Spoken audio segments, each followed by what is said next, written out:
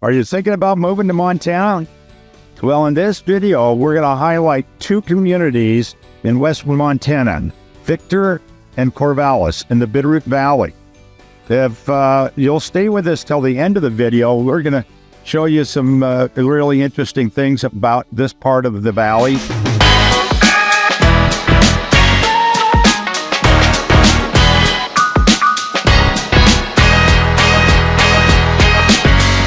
If this is your first time at the Montana Real Estate Channel, you'll want to subscribe and tap that notification bell so you'll learn firsthand right away as soon as we put up a new community in Montana. So I'm Craig Cyphers. I work with my daughter Erica at Cyphers Family Real Estate. We've been helping folks transition into Montana since 1966. So today what we're going to do is we're going to go and check out some of the areas around Victor and also Corvallis. So stick with us till the end of the video, and we hope you enjoy it. And please make your comments down below, and we'll go out and look at real estate right now.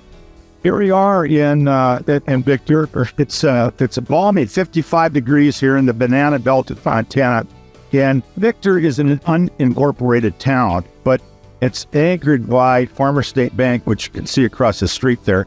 And we also have a wonderful set of restaurants here. We have the House Pub. We have a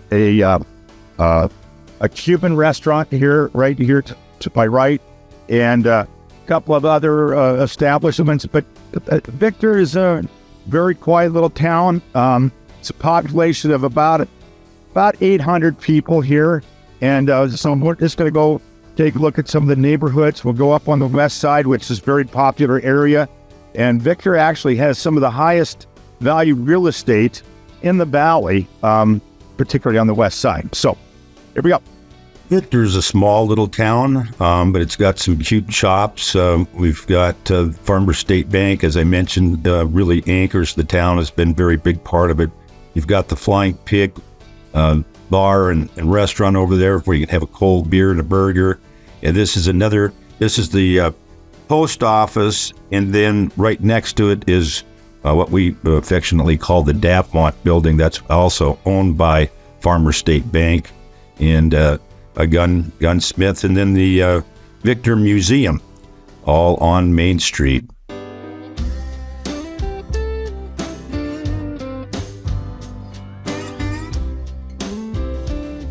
There are some new builds in Victor, but it's usually infills. Otherwise, the homes here were constructed at various times from the early 1900s to the 1950s and 60s.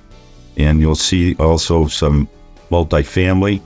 It's a little bit of a mix. Victor, I mentioned, was unincorporated. So Victor doesn't have zoning. And so you can get away with pretty much anything. In fact, you'll find horses in yards in Victor.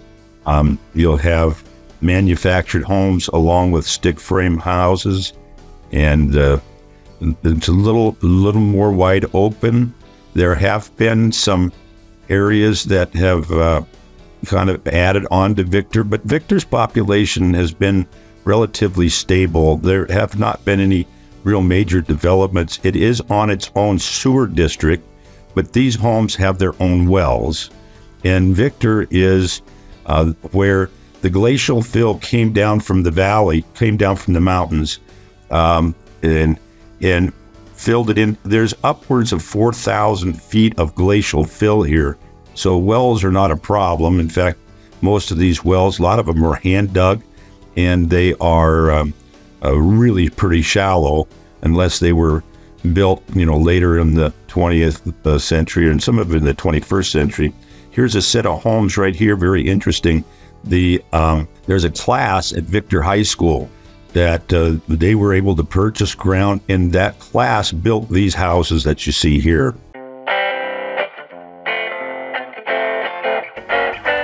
Victor has its own grocery store. It's Bowers Market. They also have Lifeline, which is organic dairy, and they provide meat, etc.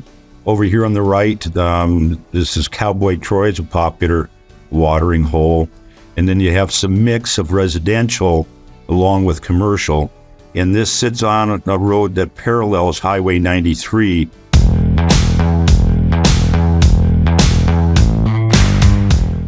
Some automotive shops and some other commercial. When you come into Victor from the north, you'll travel down Highway 93. That building, for example, is a very new building called the Hops. I was instrumental in its purchase, the Victor Liquor. So this is a 4-lane major highway. Highway 93 goes from Mexico to Canada. There's Bitterroot Health, because each one of these little towns also has some sort of walk-in clinic that's associated with the Marcus Daily. Now, this is just a typical neighborhood in Victor. You can see it's got pine and deciduous trees, some little newer homes that were built in the mid-90s.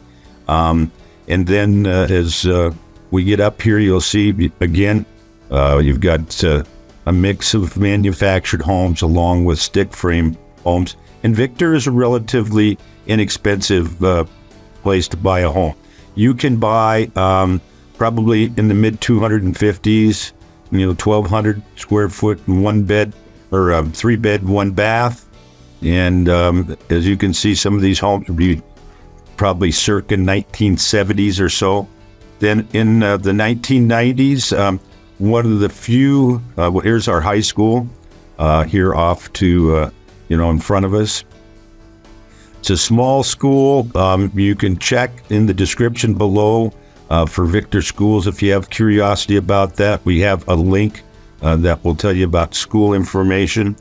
In about the 90s, I had a client that purchased a number of lots that had been subdivided in Victor, and this is the result of it. And this also is a mix of manufactured home and stick frame homes.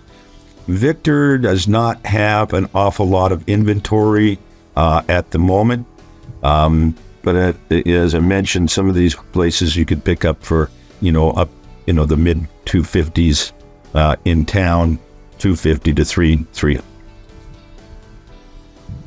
So this is called Betty Lane, and it's just a little dead end street. And so when we're done here, we're going to head out west of town. Much of Victor is rural, and that would be expected when you have a town of just around 800 people. And what we'll do on the west side, when we go down the west side, we'll go up to what's called the Iroquois Trail. And this is all farm and ranch land up here. Most of these tracts are 10 plus acres. One of the few surviving dairies is just up here. This is the Lewis Dairy. This is a second generation dairy, and David Lewis operates that, and with his wife Polly, and their family's been in the valley since the 1860s, so they have a long history here. And we'll travel down here, and we'll go up to an area called Curlew Mine. So a Curlew Mine, the Orchard Road goes up, and we'll see a house up there. Was built in about 2015, about 3,600 square feet, and sits on about 26 acres, typical. This is the site of the old Curlew Mine here in Victor on the west side. At one point, this whole area down on this side was underwater. And I actually scuba dived here and took some pictures. But the Curlew Mine was a big part of the silver mining operations in this region here.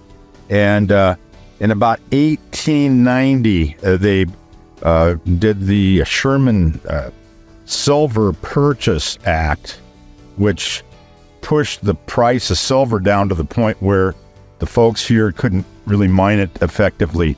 But for a long time, this is big silver country here in western Montana, outside of Victor.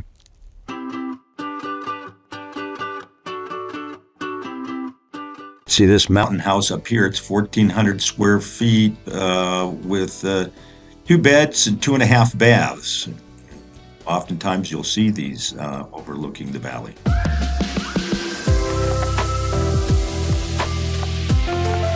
Great locations. You'll see those little twinkling lights up on the mountainside. So it's not really unusual.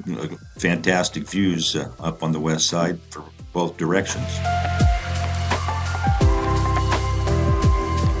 Here we are, the end of February of the 2024. It's about mid-50s. A little colder up here. We're roughly 1,000 feet off the valley floor in the Bitterroot Valley. This is the Big Creek Trailhead outside of Victor. This was a big silver mining area at one time, but this is one of the greatest lakes in the Bitterroot Selway Wilderness, and we'll kind of try to highlight some of that for you here. But here we are at the Big Creek Trailhead in Victor, Montana. So what we did is we traveled out of Victor. We went northwest, went past the dairy there, the Lewis Dairy, and got ourselves up here to the Big Creek Trailhead. And the trail is just a fabulous hike along Big Creek itself. Start out and it just meanders on up in along here. It is about a 10-mile hike to the lake itself. And once you get up to the lake is 343 acres, and it sits right here. You can see the lake and just a beautiful cirque environment, tall mountains around it, and as you can see, it's right there on the Montana-Idaho border. And so you can slip into Idaho. That you go over Pack Box Pass, and this is in the Bitterroot Selway Wilderness. So that is very definitely a trip I highly recommend. It can be a tough hike, particularly the last mile or so going into the lake itself to get up on top. Now here we are coming back down out of the trailhead area, and you can see off in the distance the Sapphire Mountains and there are a few homes along the base of the mountains here. So great locations. Just to the right and out of view is another orchard. It's the Curlew orchard, and that's about 72 acres of orchard ground.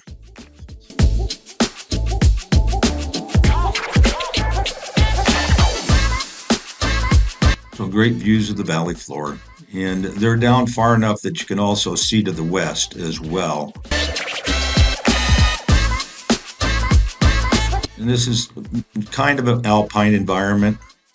As we get further down the road here on the Curlew orchard, you'll see we've got a lot of large ag ground. The preferred way to irrigate that is with large pivots, and so this is an area of larger ranches, 80 plus acres on up to 200 on the west side. When you get closer into town, this is what we call Meridian Road. These are smaller tracks, sort of a couple acre tracks. And down on the very end of this is the old Victor stage stop that's sitting just over here on the right-hand side as we come up. That's the old stage stop. That was the location. Now, what we're doing is we're traveling now south out of Victor, and you can see there's some timber operations. This is the old site of Neville Log Homes. The Bitterroot Valley at one time provided 5% of all log homes in the world. There were a number of spots. So the log home industry kind of has slowed down. There are still some small manufacturers in the valley, and but there were at one time probably 5 major ones, including Rocky Mountain, Alpine, Pioneer, just to name a few. I don't have any audio on this one other than I wanted to show you the Bitterroot River just below Corvallis, about a mile out. Here we are in downtown Corvallis. Corvallis is a non-incorporated community that is approximately 1,200 residents. In 2000, there were 475 residents in Corvallis, so it's had quite a bit of growth. It was established in 1873, and we're going to take a trip around some of the neighborhoods that have helped Corvallis grow over the last couple of decades. This is a tour of the main street in Corvallis, and we have some residential on Main, but of course that's the primary business district. We have the Corvallis Tavern, a multi-family home, multi-family complex there, the Corvallis Post Office, and then we have some other little shops. And this, I wanted to point out, and we've got a drugstore there, but we also have here Bitterroot Health, which is associated with Marcus Daily Hospital. So there are health facilities in most of the little towns in Darby, including for your pet. There's a veterinarian. And then this is the Corvallis High School. And then we've got a number of businesses and multifamily units here on Main Street. Corvallis is pretty self-sufficient. It has its own, as I mentioned, the healthcare, but it has also a Bowers Market here in Corvallis as well as in Victor. So it's more than just a convenience store. It's got most everything you need, including gas, and that structure is located right here on the screen. So what we'll do now is we'll go out and take a look at some of the subdivisions here in Corvallis. Now, the first one we're going to go to is just right straight up the road here from Bowers Market across Eastside Highway. And this subdivision is called Centennial Subdivision. It was platted out about 2008, and they built houses in there through that period up until about 2017, where it got built out. Houses in here range from 1,500 to 1,800 square feet, and they, priced, in the low 400s. The last sale was in October of 2023, and that sold for $450,000. And so it's pretty well built out. It has public water and sewer.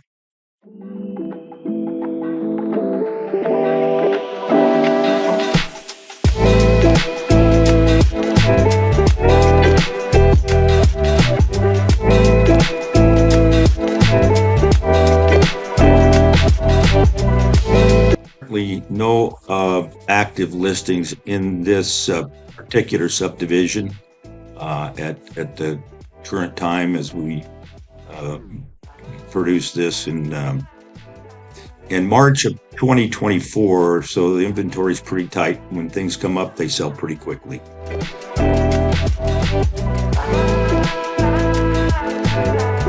Our next subdivision is Farmview Estates. This was platted out in about 2020, and the homes in here range in size. Pretty good size homes. I think the smallest one is something around 1,800 or so, and these are on 1/3 of an acre, and this is public water and sewer as well. And this is just a little bit out of the downtown of Corvallis, so it's very convenient, just off the Woodside Cutoff Road. And currently there are no homes for sale in this Farmview Estates subdivision. In fact, the last home there sold in February of 22, and it was listed for $499,000 and closed at $530,000. So those were pretty go-go times, and people are staying put. But once in a while, homes will come up in here, and they'll go pretty quickly. So I would expect that these homes would sell minimum in the mid 500s and up, depending on the size.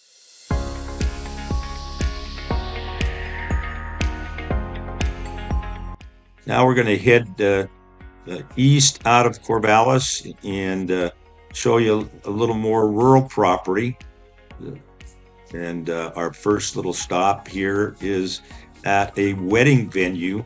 There are a lot of wedding venues in the valley. A lot of people find it great to get married in the shadows of the Bitterroot Valley.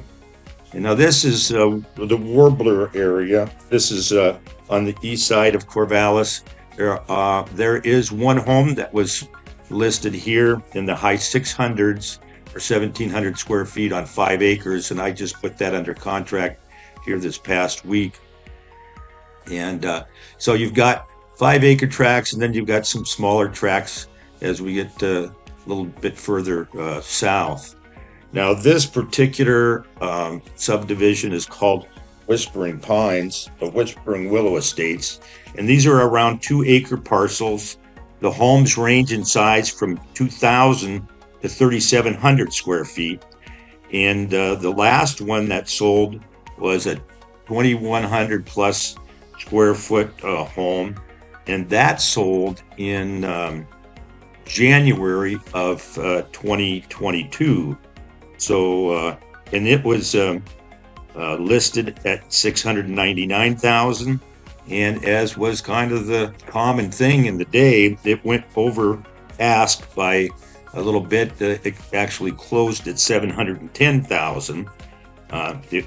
It did have a $5,000 seller's concession, which made it effectively a $705,000 purchase price, just a little over ask, but that was very common then.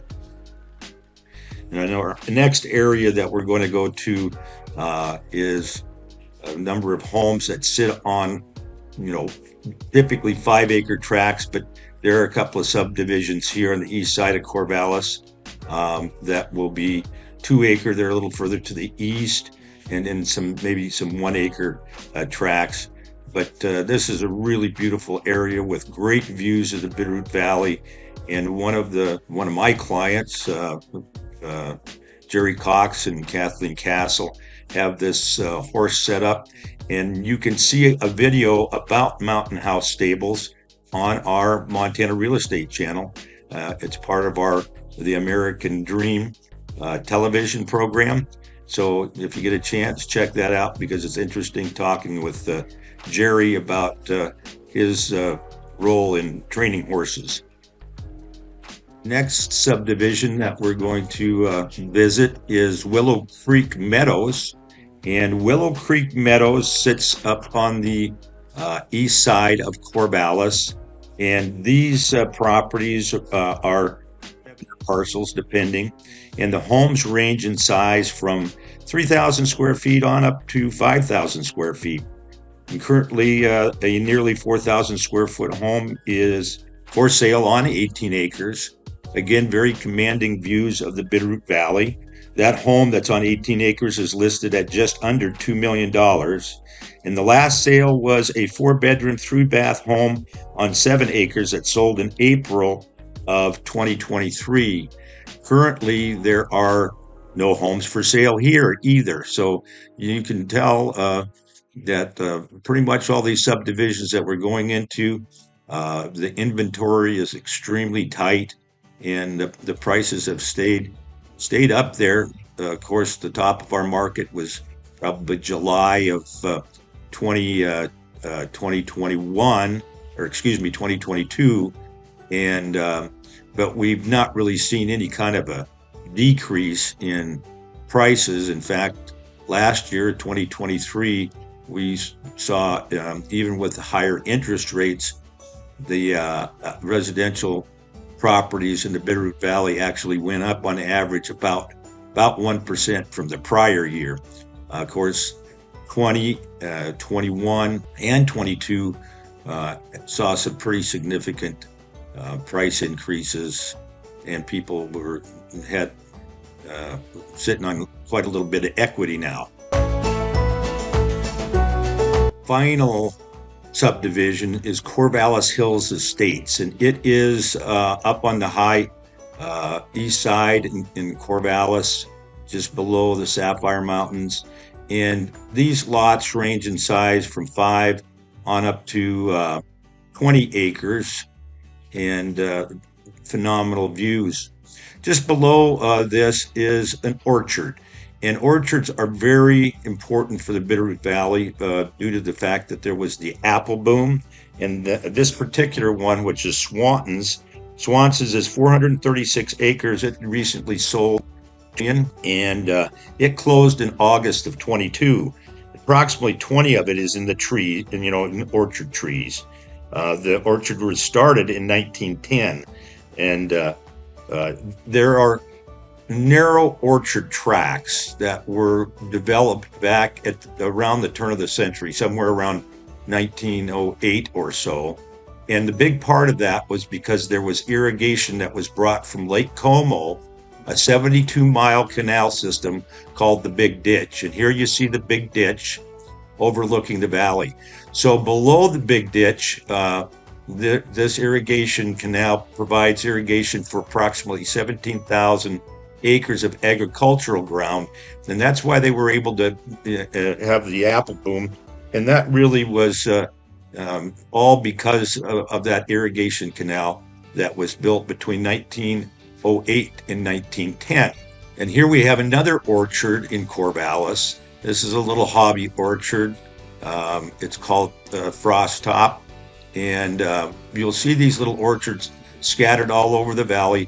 This particular one sits on about 20 acres and produces about 100,000 pounds of apples a year with 10 acres in trees. And then you'll have a lot of this agricultural ground. But they're still growing apples. But interestingly enough, the valley, this is the interesting part, is they're also growing wine grapes. And this particular vineyard is about 30 or 40 acres. And as you can see, it's coming to maturity. So thanks for watching Montana Real Estate Channel.